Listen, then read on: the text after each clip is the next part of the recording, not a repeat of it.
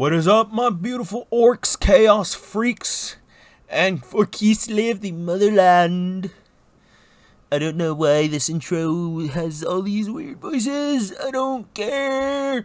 I'm too lazy to reshoot this stuff. So we got an update for Immortal Empires. I know I'm 2 days late about it. I'm super excited for it, though. I've been busy with some stuff going on. Anyways, so Immortal, to cut it short, keep it simple, because there is an update if you want to go into details about it. There are videos out there of people going into details about it, and it's really cool. But let's get this over and done with. I'll try to stretch this out for like 10 minutes so I can get that precious view time and hopefully one day get monetized. I'm looking at you guys. You better hit that subscribe, please. I need money. I need money. I'm kidding. Just, like, subscribe, share, whenever you want. Get that out of the way, blah, blah, blah. Anyways, so the update was talking about how they know that it is the most anticipated update coming to the game. That's what this first paragraph is about. They know that people are really excited for it, really want it. They know that the game mode are a couple of weeks away, pretty much at the maybe July, August. Actually, no, I think they said August. I think it would be sometime in August. Yeah, right here. For all you looking to get your hands on them, we're aiming to roll out the beta version of the mode in August. So they're gonna, and then not even in the my blah, blah, blah, blah, blah, blah. Anyways, in this update, they also explain what they meant by beta and all that stuff. So to recap, we're gonna have access to 86 legendary lords. Be'lakor will have his own faction, so will other legendary lords such as Volkmar the Grim, so no longer does he get access to summon the Elector Counts because that's Karl France. So it's the same thing like, why am I forgetting his name? I'm going to call him Golden Mask. Welcome to Elestria, gentlemen. I can promise you death, but I can promise you I will burn your corpse. Guy. And then now they have like 29, or some... basically new starting locations for a lot of the faction for the legendary lords. I think it's like 29 or 30 of them. I think the minimum is 29 that they're having. I don't know. Either way, there's new starting locations, improved personal faction mechanics. It's like right there, yeah. But it's exactly like I said. Like Volkmar the Grim is going to have access to his own thing, his own faction. New sea lanes. So what sea lanes are, they're basically little portals. So say this is the left side of the map over here, and you want to get to where the right side is at. So say you're over here with the lizardmen. You conquered the left side. Now you want to go to the old world. To do that, you have to take these little sea lanes that are connected, and they'll take you to the new loading area. I don't think it's going to be a new loading area, but I think it'll be kind of an area that's off on its own in a sense, or maybe it will be a new loading area. But either way, I'm pretty excited about that. I don't mind that. I don't mind them splitting like the new world and the old world into kind of their own maps, and then you having to take these certain portals over there. Or sea lanes, I should say. My only concern is like if I conquered the whole old world, am I just going to put armies there just to block the sea lanes, or are they going to put like attrition stuff there? If you're there for 2-3 turns, camping out or encamping or keeping your ships there, they will suffer attrition. Yeah, they got to think about stuff like that. Hence why it's going into beta mode. So they have new endgame scenarios. I don't know. I could speculate, such as it does say here, randomized mid to late game challenges. We're introducing late game steamrolls, where players are so powerful that they have little to no challenge left. So, was it? I read this like twice, but my brain is slipping today. Less of a reason to complete the campaign. Oh, okay, yeah. So, yeah.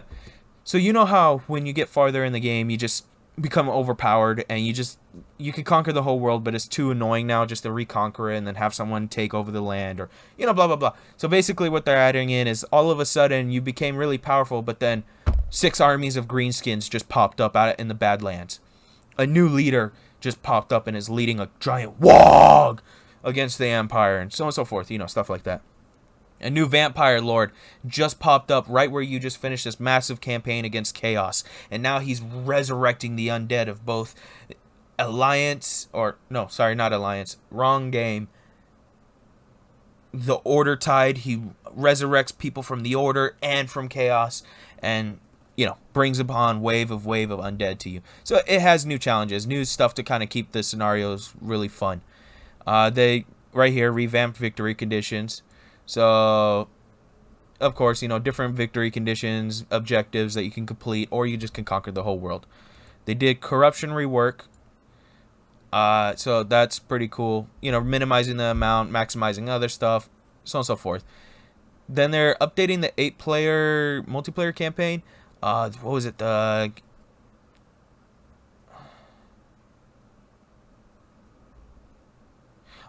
okay. Oh, okay, I know what this one is. So I think you need to own the third game, but you don't have to earn the first two.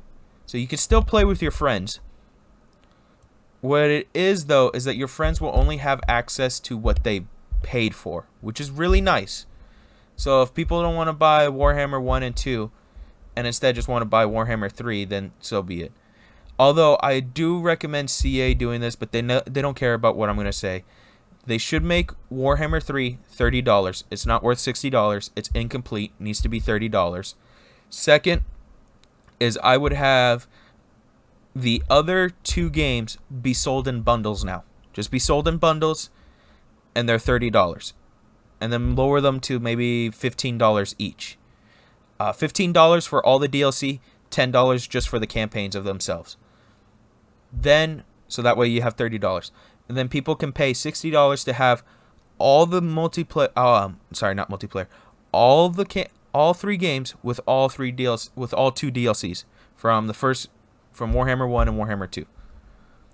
That's what I think they should do, so that way it gets people to buy it more.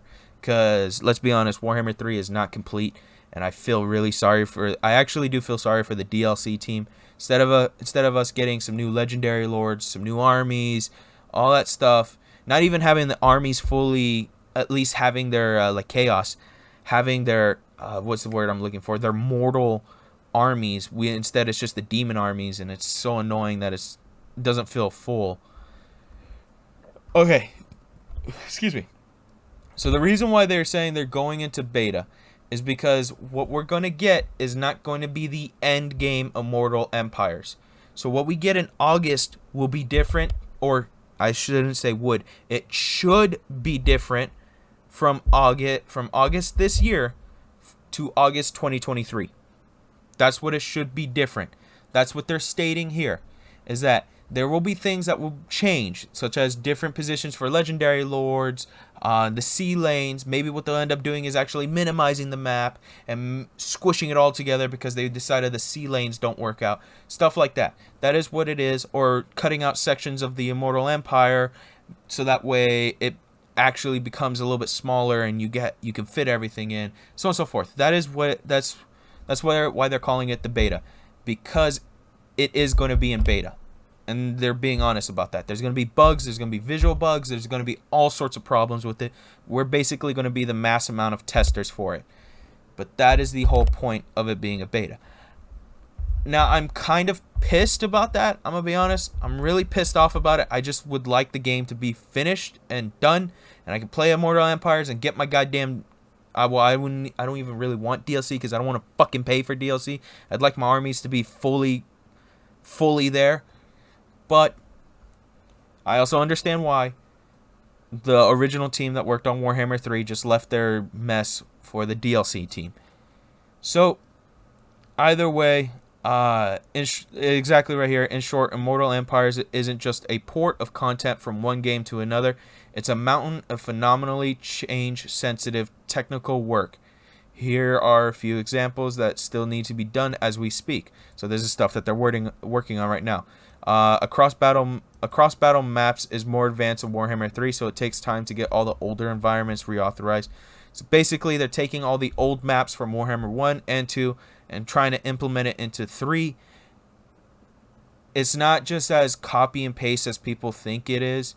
I wish it was like that, but sometimes it is, sometimes it isn't. I think the reason why it's not copy and paste is because it hasn't been finished. Or, how to put it? It's like trying to put a puzzle piece together, except one is meant for large and the other ones are tiny. Like very, very tiny, the size of your fingernail. And you're trying to complete that puzzle piece. So what they're trying to do is resize it, all that stuff. Yeah. So basically this one is just general fixes such as character models, VFX, audio, and game balance. Stuff like that. That's of course the obvious. That's just going to always take time to balance. Balancing is always going to take time. It should always be on the first day, but let's be honest. Even when you play older games, there's so much shit there that you could just take advantage of and complete it. That's why I still love older games, because they tried their best to be balanced, but nowadays you actually can't take the time to balance out your game. Oh, I added these new guys in. Oh, but their armor value is too high, so I'm going to lower it. Audio, of course, that always happens. There's always some sort of problem that is always going to pop up. Character models, I can see the point there. Maybe some stuff is phasing through, not doing the right thing. And then they said corruption is also a biggie. We changed how it works quite fundamentally in Warhammer 3, and we're doing it even more to improve it in Immortal Empires. It's a game system that touches every playable race. Yes, they really do need to... corruption? I don't know. I don't know how I feel about corruption in Warhammer 3. I like it, but I also don't like it. I don't know. What I would like to see, honestly, I wish they did this, is say like Nurgle and Khorne corruption are there. Half of the area or province, half of the province literally has Nurgle corruption clashing with Khorne corruption right in the middle, and it looks like just tsunami of each other hitting each other. So you got that Nurgle disgusting corruption, and then the beautiful swamp land that Nurgle has, and then you have Khorne's corruption, which is just, lava, blood, everything. So basically a bunch of visible items and tweaks here and there. Oh, excuse me. It's worth noting that it won't be an opt-in beta. Oh, yeah, sorry. I should have added that in right away. So yeah, this is not an opt-in beta. It's just going to be part of Warhammer 3. It's just going to be released, partially released, beta release or whatever. It's just going to be there for you guys to play, report on the stuff, all that stuff. It's just going to be there. It's not going to be opt-in. You shouldn't have to make an account. Shouldn't have to be with goddamn CA's accounts or anything like that. What they're saying here, it just should be free. So what they're at present, so this is what it's supposed to be on day one.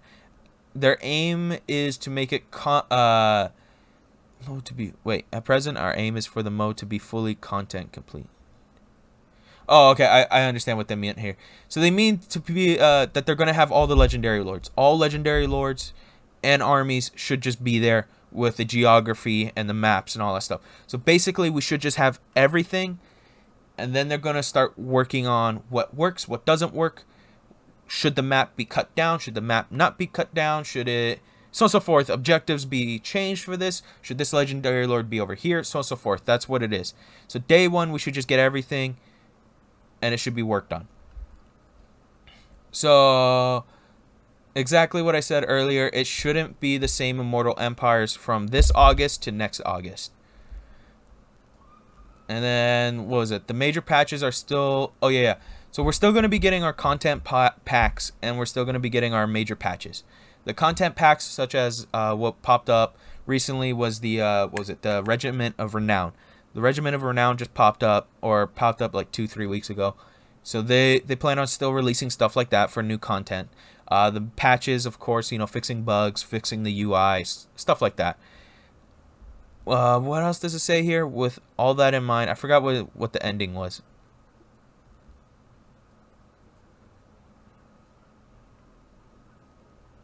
So basically, they're repeating themselves again, and I'm going to repeat myself here. This August should not be the same as 2023's August. So that is really it. That's all it is about Immortal Empires. Seems people are pretty hyped about it. I think there was some negativity still to it, but also pretty hype. So yeah, some people are still pretty hyped. I don't know about the old Winds of Magic system. I didn't really like it. As a developer, I can imagine titanic amount of work required to bring all 3 games. This is big hope, hoping it'll be great. Let's see some of the latest comments. Beta is here, so yeah, should get access. So they're just answering questions. Actually, the argument, let me see what he says here. Sounds like complaining in order to complain. It's always been like this with Total War Warhammer series. You expect to receive 30 plus races and legendary lords for free. Talk about entitlement. Wait, what? Sounds like complaining. Wait, it's always been like this with Total Warhammer series. You expect to receive 30 plus races and lords for free. Majority of player-based Total War franchise games because of the sandbox. Yep, that's true. Yeah, that's understandable. Yep. Sandbox mode basically is gated behind 2 separate titles. That's why I said you need to work out the pricing, lower the pricing back to like $10, $15. That's it. Corporate greed, of course. Yep. Yeah, no, I understand what they're saying here. Basically what it is that Warhammer is just, it's too expensive. Let me check out the price of Warhammer 1 real fast. Now, Warhammer 2, $60 full price. Warhammer 1, $60 full price. Then you got to buy all the DLC. Yeah, I can see where the guy is coming from. It's too expensive. Other than that, yeah, there's still some criticism for it. It's always the same thing. CA just being too greedy. But I'm going to end it there. I'm pretty excited about the Immortal Empires update. I'm happy the DLC team's actually being front with us about this. What I'm not happy about is, let's be honest, the overpriced DLC, having to buy Warhammer 1 and 2, where you can still play Immortal Empires with just Warhammer 3, but to get access to all the other races, you have to pay $60. And that's not even counting the DLC. That's really cheap. That's really cheap. I'm being very nice. I'm trying not to curse too much now. Other than that, I'm pretty dang excited for it. There are problems with it, but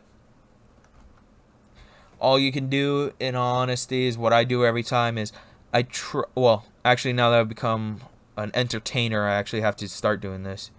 Is I used to buy the DLCs only when they went on sale, because I just like to bend over CA and not give them the full price. Now that I'm a content creator, people expect me to talk about the content that just comes out, stuff like that, and play the games and maybe do some live streams, all that stuff. So I probably have to start buying the DLCs full priced. Other than that, you guys, I'll leave you to it. Let me know if you're excited or not. Let me know if you got any problems with it. Let me know what your problems are, so that way I could discuss about it in the next video, bring it up, stuff like that. Maybe answer some of your questions. Yeah, just let me know how it's doing. Let me know what you don't like about my videos. Let me know what you do like. Stuff like that. Hell, I don't even care if you come over there and just say, you suck. You're garbage. I don't care. I'm fine with that. You guys can put whatever you want in the comment section. Be wild animals all you want. I don't care. I don't really moderate the comment section. Actually, I never moderate the comment section. I just don't really care. I like to just read whatever you guys put there, you wild animals. Anyways, I'll see you guys next time. I'll probably upload this as soon as possible. I've just been busy. I've been getting a little bit sick. My nose is getting stuffed and I'm not feeling too good. So I'm going to go take a nap. I'll see you sexy beasts another time. Or sexy nurglings right here. Anyways, I'll see you guys next time. Peace.